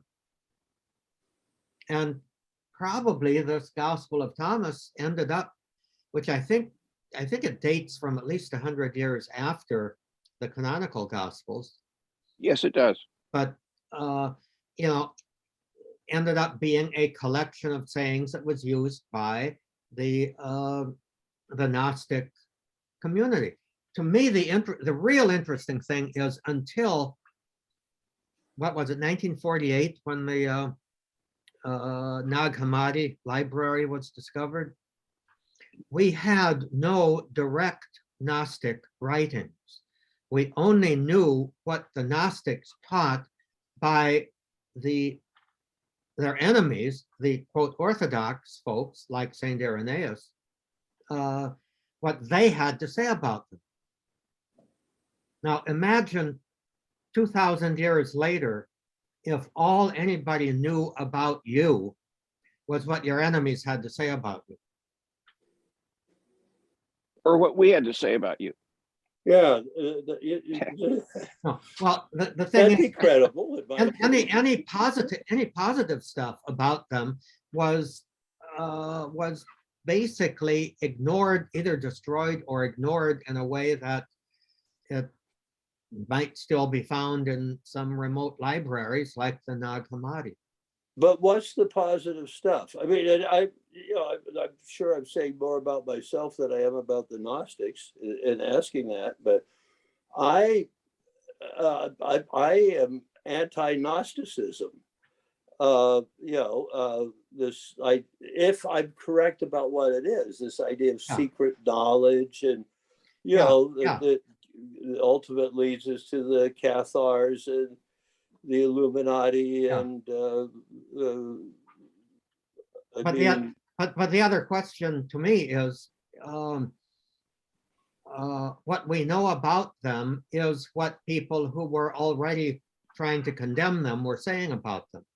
Now, how accurate were they? I think they were probably more accurate than not. that's my impression for the But- little I've read. But, we haven't really paid a lot of attention to what they had to say for themselves. Like George, I went online and I looked up Pagels, and Luke Timothy Johnson. I don't know what you think of him, but he basically said her scholarship is faulty. She's making inferences she can't really legitimately logically make, etc. I don't know. Now Johnson is a very orthodox guy, right? Very, very bright, very good guy. Yeah, I don't know, from what Elaine Pagels is saying, that Jesus himself was a Gnostic, and that he told his disciples, that there's a public teaching that he gave, but then in private, he would talk to them about more things. And he also said something about, I speak in parables so that those who, what's that saying? Oh, there is. Yeah. Okay. I know the passage. Yeah. I can't dredge it up, But that he would give additional teachings to those who were closer to him, and that some of these are in these other scriptures. I don't know that he says that in our canon. He Yes, says, it does. No, it doesn't. That The end of the- John, the end of John's gospel is very clearly, John says there, I'll paraphrase, there are so many more things that he Oh, yeah. taught That- us Right. yes. I could never write them down. And I've always thought that's a marvelous thing. So that were those then the teachings and things that were passed down via oral tradition, or did, when these guys were hustling around the Mediterranean, did some other people say, well, John was talking to me the other day over a glass of wine, and I put some of these thoughts down. And so I'd love to know what happened to all of those other sayings and teachings of Jesus that were not reflected in any of the I think it fascinates me, but I guess I'll have to wait Well, and Well, ask no. John when I see him. Yeah, I think Does John say that there were other teachings, or does he say there are other deeds? Or both? I'll find it. Just a second. Give me Yeah, 30 seconds. Because it's always been intriguing to me, Crook, about what we've always called these the Apocrypha, haven't we, Tom? Mm, Yeah, And that's got a bad connotation. yeah, it tends to. My own personal view is that what we do have in the scriptures has to be the criterion by which we kind of judge how acceptable the supplemental stuff is. Yeah, that's yeah, where but who is it that came up with the original? I'm really interested and intrigued by it, and I do not recall, or I don't remember who were the ones who developed the canon. What group biases may they have had? Were they all men, for example? Were they all clerics? What was the process of coming up with the canon, honestly? Because you could see where today, if people came up with a history of what's happening in America, there'd be like several versions of it, right? Depending on Yeah. who collects these articles from which newspapers and which websites, and the same thing about if somebody had to come up with the definition of Catholicism today, selecting different writings, and so that has me thinking about what was going on when the original canon, especially when you factor into the sexism that's kind of built into the history of those earlier days. Well, Men, I men thought had it. I mean, look at Bonaventure and Aquinas. Where are the women? And they were equally alive and Christian too, but they Hey, aren't George. represented. Certainly, Hildegard So is a good representative. So is Julian of so I North. know, but I never heard about Hildegard during the seminary at all. Yeah, I only discovered her later on from other sources. There was Saint Teresa of Avila, there was Saint Teresa of the Little Flower, Saint Catherine of Siena, but in general, the hefty theologians were pretty much mind oriented. well, The whole thing of the Father, the Son, they talked about the Father generating the Son. I mean, nobody in our awareness is generated by just the Father, the Father and the Mother. So why isn't the Mother figure out, why isn't she part of a Trinity? Why what couldn't- mother figure? Who are you talking about? What I'm talking about, God, the Trinity is Father, Son, and Spirit. And for a long Okay. time, the Spirit was a dove, kind of a minor figure. And then they figure, well, the Spirit is Sophia, so that's a feminine thing. But the Son was generated from the Father. But in our human sphere, it just doesn't happen like that. So why wasn't that selected as a metaphor for the Trinity? What is It's just a that? question. I'm just thinking about Mhm. the people behind theology. canon. I'm just thinking of groupthink and group biases that are undetected until you somehow discover what was going on and who was it that was sitting around with the glasses of wine. Were there women there or just men in the bar? And they came up and they could publish the stuff and teach it, and the women were in a separate room, fixing the meal for them. I George, so back correct, to correct. an earlier question, George. Who was writing the canon? As I understand it, the liturgy was writing the canon. No, but somebody selected from the liturgy. Someone came up with a group, or so-and-so came up with the canon, right? Somebody voted on it, or they had a hassle, just like the Constitution of the United States. People got together and they had different arguments and decisions in the Constitutional Congress, and they finally came up with a lot of compromises, and people had their 2 bits to add to it and all There- that. There were no women there either. There weren't. No, there weren't. No, they were Okay, fixing so the meals, I guess. No, Well, they there, might George have, Crook. there was also George Crook. Betsy Ross. Yeah, George Crook, here it is. Yeah. John chapter 1, verse 25. There were also many other things that Jesus did. But if these were to be described individually, I don't think the whole world would contain the books that would be written. And so all of these other things that Jesus did, what happened to them? What happened to the sharing throughout the centuries or in the early church of what they were? And my view, my view is that those people who talk about the literal interpretation of the Bible, which is most of my Southern Baptist friends, I point to this and say, but wait a minute, John himself says not everything has been included in here. And so, the tripod of the Catholic Church, tradition, scripture, tradition, and what's the third thing? well, if we were Episcopalians, we'd say reason.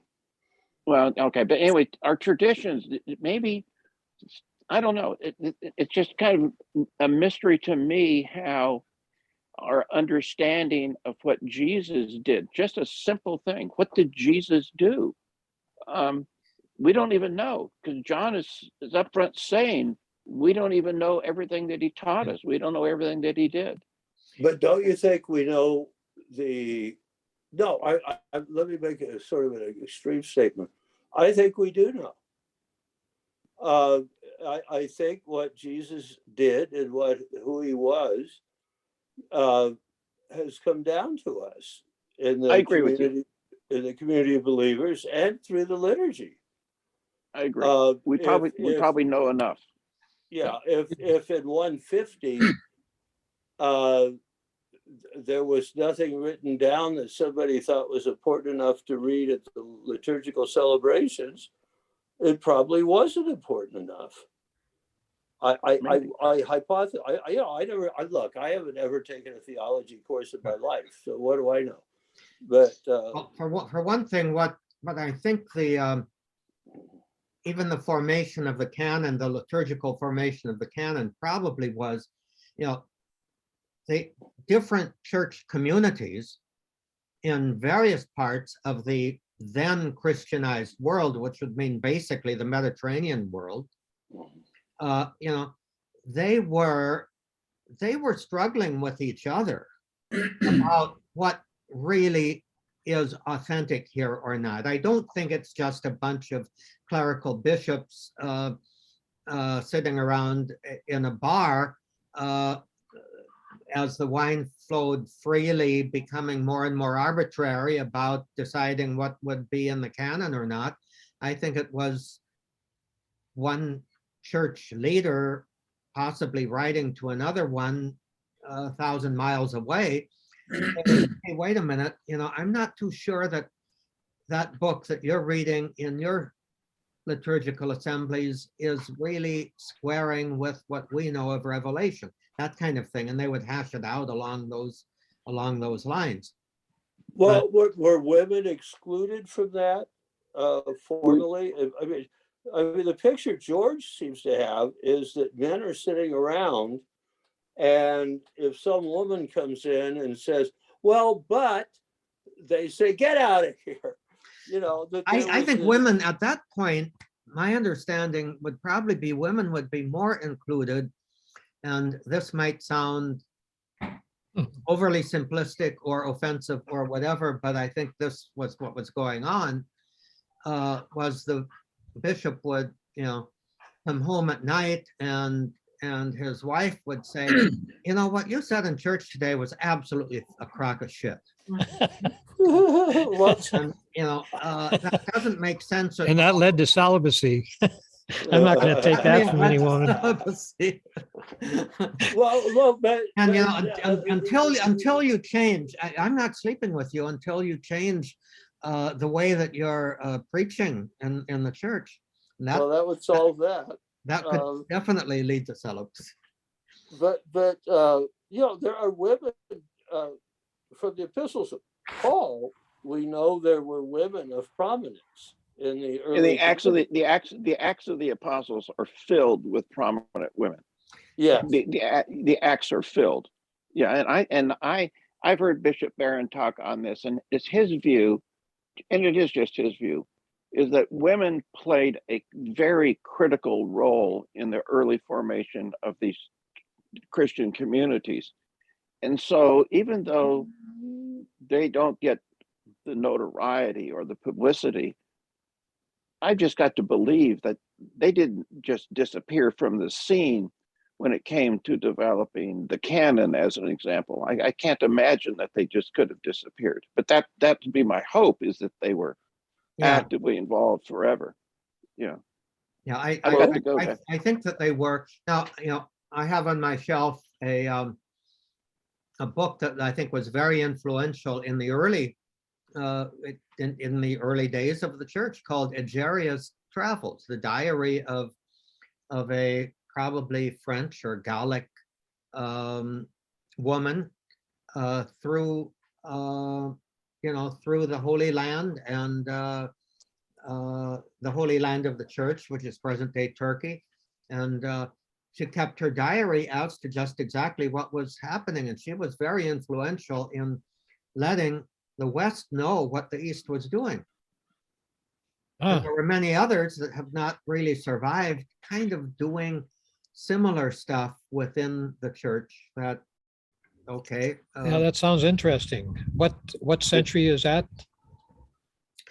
She was about the 4th century. Okay. Not too long after the freedom. Uh-huh. And the other group, that a couple of other things. Augustine's mother was very, very influential. Yeah. Saint Jerome, this crotchety old man, had this retinue of women who were influential on him, that even followed him to Bethlehem. groupies. But it's kind of like if you had the 50 best short stories, and all were men. I mean, of all the New Testament books, which one is like the epistle of a woman? Is there one that I'm missing? Ruth. No, that's the Old Testament. But what about the Oh, New I thought Testament? you said Old Testament. Okay. No, there's Matthew, Mark, Luke, and John, and then there's Peter, James, John. Some would Paul. very possibly say Luke. Some would very possibly say John. In fact, that now, do you remember that edition of John's Gospel where he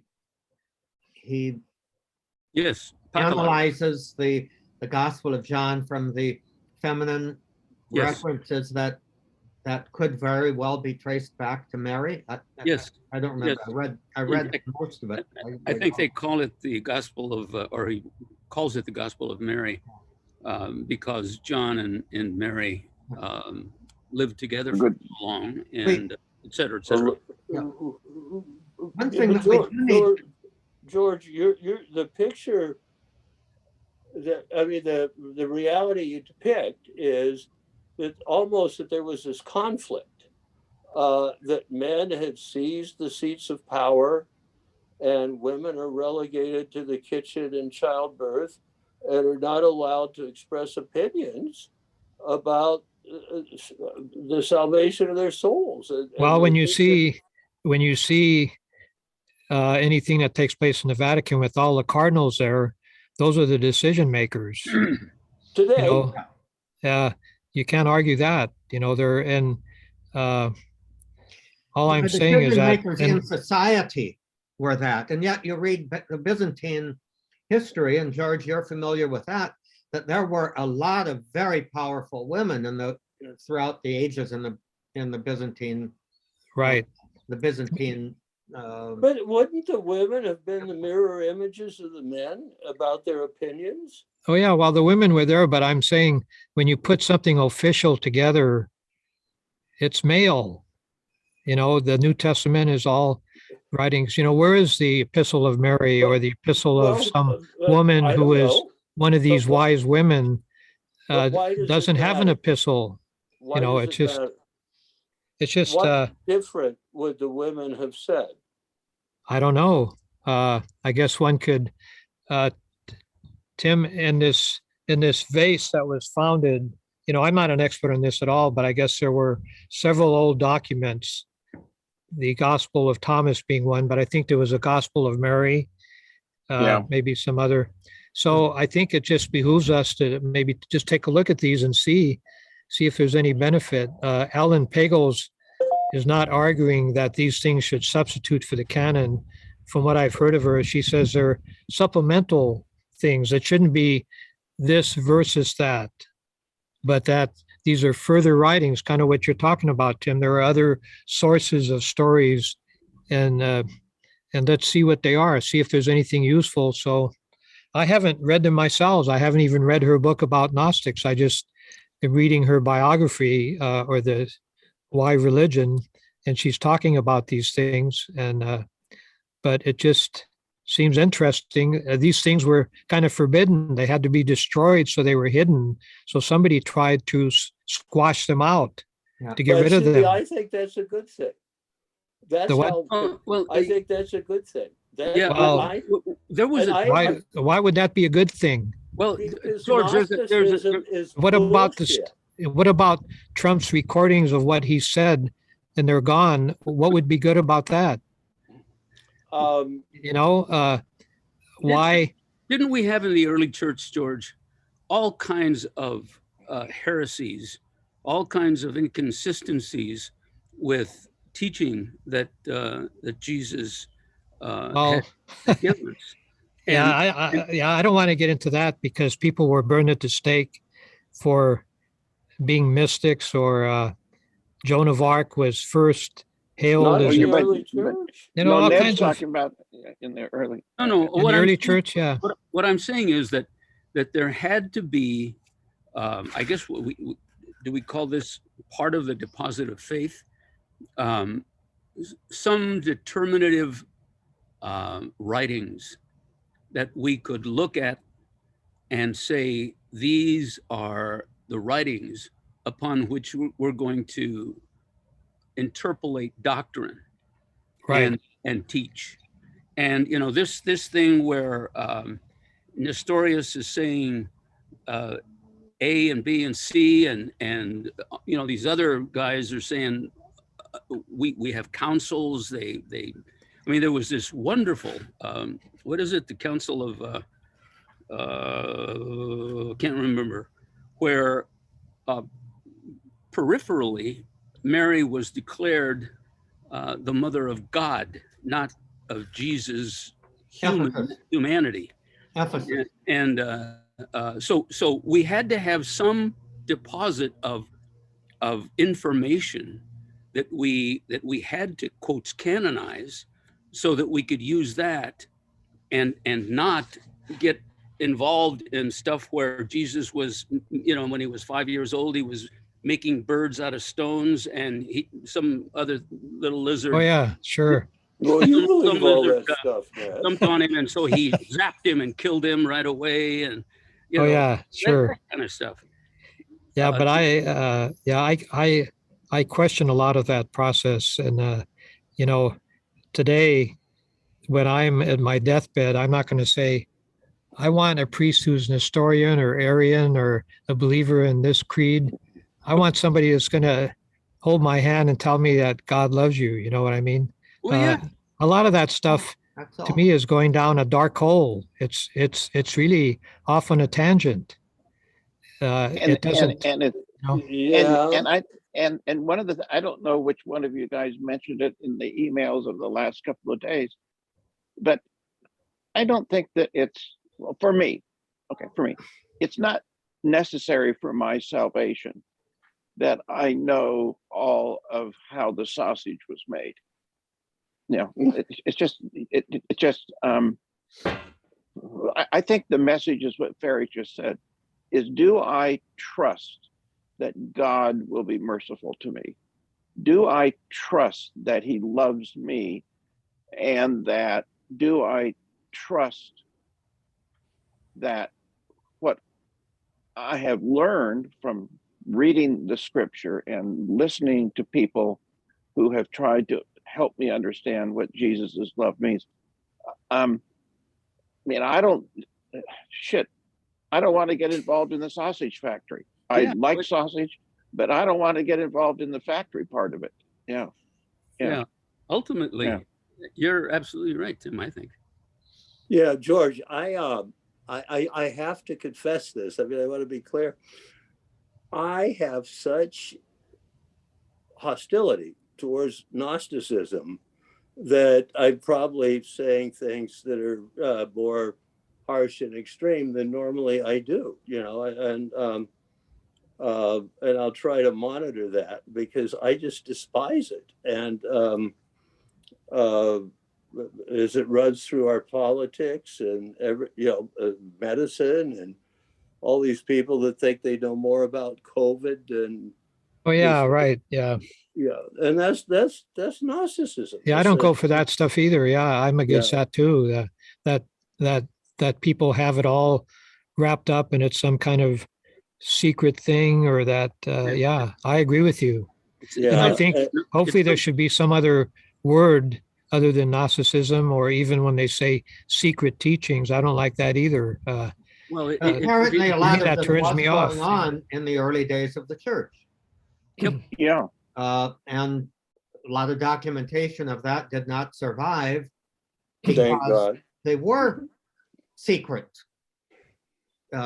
cliques, shall we say. But Well, that makes sense. I could, Our stuff is secret. Make sure you don't write it down, Joe. You know, we got to keep it secret. Well, if people, if, you know, if people wanted to say, here's the story of Christianity in 2022, and they'd have little videos, would it be of that Coeur de Leone Mass in Sonoma, the 2-hour thing, or would it be down at the Dorothy Day Soup Kitchen in Skid Row, or what would you put into it? Or nuns in Africa who are trying to combat sexual trafficking, or, you know, the Little Sisters of the Poor, or Opus Dei, or what would you put into it? You know, all kinds of stuff, right? Because Very good it's, question. yeah, there's all kinds of different facets. It's kind of like a disco ball, you know, a bunch of different.